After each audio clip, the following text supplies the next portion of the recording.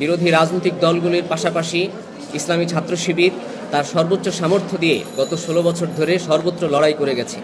দেশের প্রতিটি ক্যাম্পাস, শহর, নগর, বন্দর, এমনকি গ্রাম পর্যায় পর্যন্ত ইসলামী ছাত্র শিবির এই ফ্যাসিস্ট শাসনামলের বিরুদ্ধে সর্বোচ্চ প্রতিরোধ গড়ে তুলেছিল। এ কারণে শেখ হাসিনা ইসলামী ছাত্র শিবিরকে তার জমের মতো জ্ঞান করেছে, জমের মতো ভয় করেছে।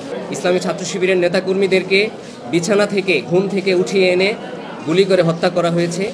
আপনারা জানেন, ঝিনাইদহের ১৬ বছর বয়সী একজন কিশোরকে তাকে ঘুম থেকে উঠিয়ে এনে ক্রসফায়ার দিয়ে হত্যা করা হয়েছিল, তার চোখ উপড়ে ফেলা হয়েছিল, তার হাতটা কেটে নেওয়া হয়েছিল।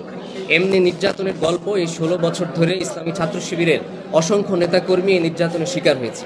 আমাদের প্রিয় স্বপ্নের প্রতিষ্ঠান ঢাকা বিশ্ববিদ্যালয়ে সহস্রাধিক শিক্ষার্থী গত ১৬ বছরে ছাত্রলীগের সন্ত্রাসের শিকার হয়েছে।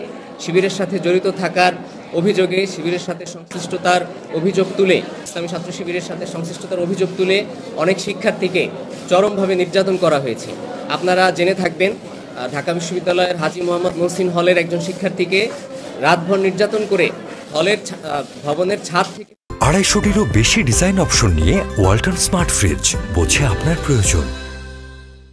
সাথে সংশ্লিষ্টতার অভিযোগ, এমনি অসংখ্য নির্যাতনে ইসলামী ছাত্র শিবির গত ১৬ বছরের লড়াই পার করেছে। আমি ২০১৭-১৮ সেশনে ঢাকা বিশ্ববিদ্যালয়ে ভর্তি হওয়ার পরে প্রথমে বিজয় একাত্তর হলে উঠি, হলের গণরুমে আমি ছিলাম। পরবর্তীতে আমি প্রথম থেকেই অনলাইনে সরকার বিরোধী অ্যাক্টিভিজমের সাথে জড়িত ছিলাম। আমার নিরাপত্তার সংখ্যা তৈরি হওয়ায় আমি হল ত্যাগ করতে বাধ্য হই।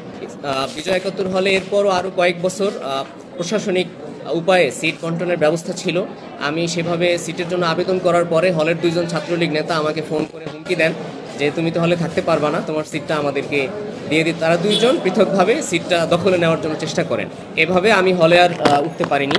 এভাবেই বিশ্ববিদ্যালয়ে হলের বাইরে থাকতে আমি বাধ্য হই। হলের বাইরে থেকে আমার শিক্ষা জীবন শেষ করতে হয়েছে।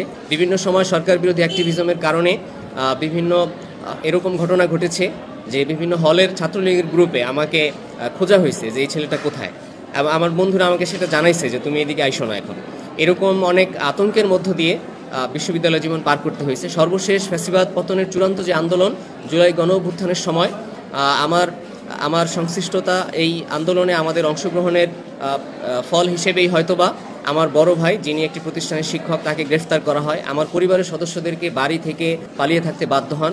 এমনিভাবে আমরা এই ছাত্রলীগ তথা গোটা আওয়ামী ফ্যাসিস্ট শাসনামলে নির্যাতনের মাধ্যমে আমাদের সময়গুলো পার করেছি। আমরা সেই সময় পার করে একটি স্বাধীন সার্বভৌম বাংলাদেশ আমরা ফিরে পেয়েছি।